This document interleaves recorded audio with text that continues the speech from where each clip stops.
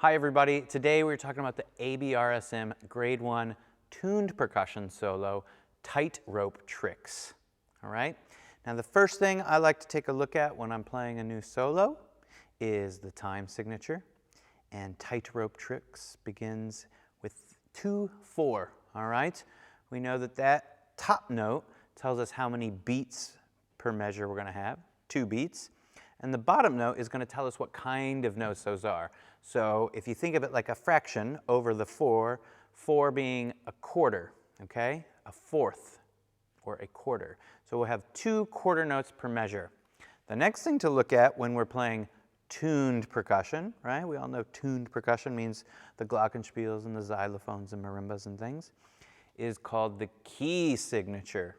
Now the key signature occurs just before the time signature, and is an indication of either sharps or flats.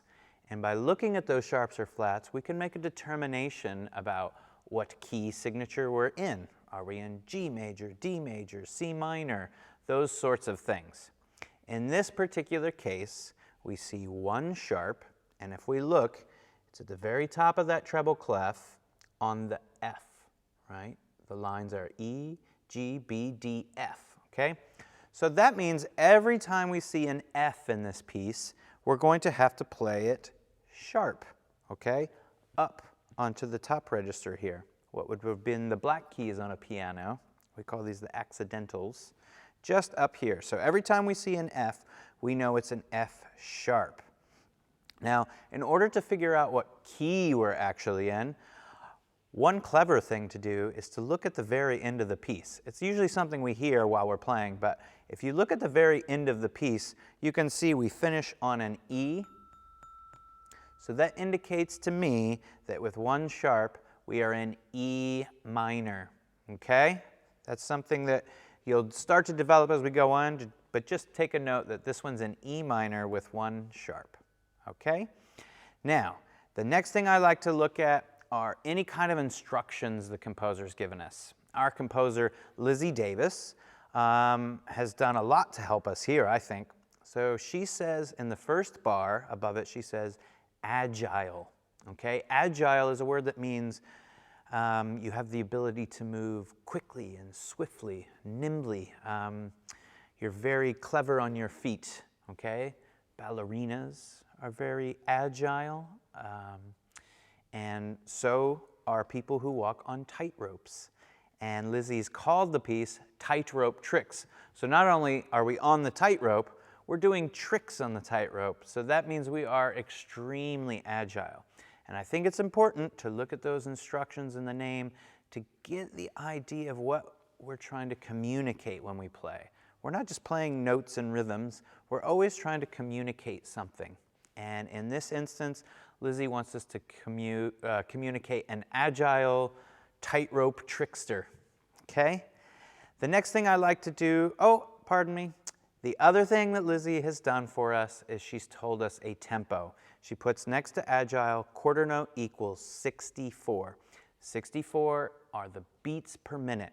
That's the tempo we can put into our metronome to get an idea of how fast or slow we're going to play. 1 and 2 and 1 and, let me see here, there we go. 1 and 2 and 1 and 2 and 1 and 2 and 1 and 2 and, okay? That gives us an idea of how fast the composer wants us to go. The next thing I like to do is breeze through the dynamics, so there's no surprises. Dynamics, as we know, tells us about how strong or how soft we're going to play, and sort of directions of whether we're going to get louder or get softer. And right at the very beginning, we are mezzo forte, sort of moderate, middle of the road dynamic. By measure 5, we are forte, we're big, playing big and strong, and then measure 7 and 8, we're making a diminuendo, or a decrescendo as you might call it. Those 2 little lines leading us all the way down to piano. So we're going to be careful to make sure we use all 2 of those bars to come down. Da da da da da da dee, da da. Ooh, and then we're piano. So carefully using all 2 bars to get down. We're piano, measure 11 and 12. We are crescendoing over those 2 bars to forte. So again, we're gonna take special care to make sure that we use both bars to crescendo. Not that we suddenly get louder very quickly or that we wait too long and then just get loud at the end. We want to gradually get louder. Each note just a tiny bit louder than the previous one. In 15, we're going to go back down. We're forte. Now we're going to decrescendo to piano. We're definitely on a tightrope here, moving back and forth, doing these tricks. Piano for 2 bars, and again we're going to crescendo, and then we're at forte all the way to the end. Now, before we begin our play along, I want to say that a really good thing to look at, particularly on tuned percussion, but all percussion, is what we call sticking. This is the decisions we make about which hands go first, whether we start with our right or start with our left. And I'll give you suggestions of stickings that I might use.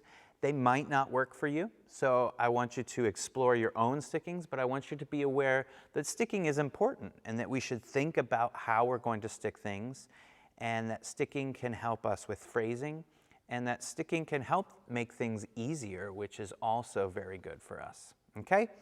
The first instance of sticking, I think, here is in bar 3. We're going to play 1 and left, right, and then I'm going to start that next little beat on beat 2 with my left hand.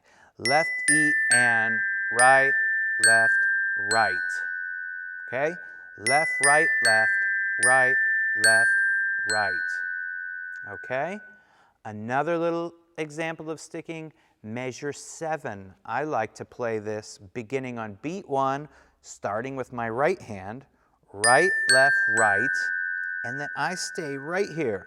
I freeze, and I'm immediately set up to carry on with left, right, left, and then I'm freezing, right, left, right. Let's do that one more time. Right, left, right, left, right, left, right, left, right. Okay? I do that because it makes it easier than trying to switch back and forth where my hands are. If I can leave them in the same place, then that's fantastic. Another good example would be the beginning of measure 15. You definitely want to start that with your left hand. So you play left, right, left, right, left, right, left. Okay? And then left, right, left. Okay? We do that because otherwise we'd have to start like this. Right, left. Immediately do that or try to do a double or something. We're going to try to do as little amount of doubles as we can. Sometimes you have to do doubles, but we want to do doubles when it's slower if we can, and trying to not make a big deal about the doubles. All right? Have a look. Definitely work with your teacher on this. As always, if you have questions about sticking, feel free to email me, and I'll let you know what I suggest in those stickings. But let's go ahead and have our play along now. Okay, it's time to have a little play along here. I will always say before we begin our play along, the one thing I'd like you to pay attention to when you're playing tuned percussion is the placement, where you play the notes. I just want them to be consistent at this point. So I'm aiming for the centers, the center of every note. You can hear what happens when I play in the edge here, right over the versus.